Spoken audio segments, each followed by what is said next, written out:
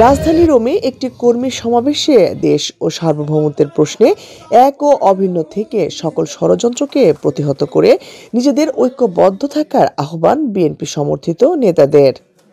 ইতালিতে রোম মহানগর BNP মন্তে Mario শাখার কর্মী সমাবেশ ও আলোচনা সভায় এ কথা বলেন নেতাকর্মী।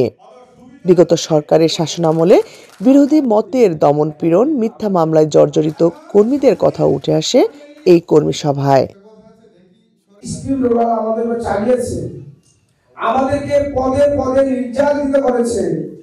বাংলাদেশ দূতাবাস সহ সকল স্থানে আমাদের সাথে বৈষম্য আচরণ করেছে। কারা করেছে? আওয়ামী বাকশালীরা। তবে 17 বছর আগে 17 বছর ধরে যারা এই জুলুম নির্যাতনের শিকার হয়ে বিভিন্ন প্রতিকূলতার মাঝেও বাংলাদেশ জাতীয়তাবাদী দলের পতাকাতে আপনারা বুকে ধারণ করেছেন।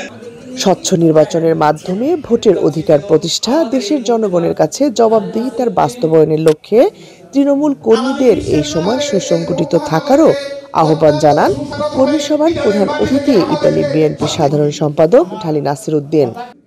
বাংলাদেশে আমরা সরকার গঠন করতে না পারবো ততদিন পর্যন্ত আমাদের সজাগ থাকতে হবে, ততদিন পর্যন্ত আমাদের আন্দোলন সংগ্রাম চলবে। লাবণ্য চৌধুরী, ৭১, ইতালি।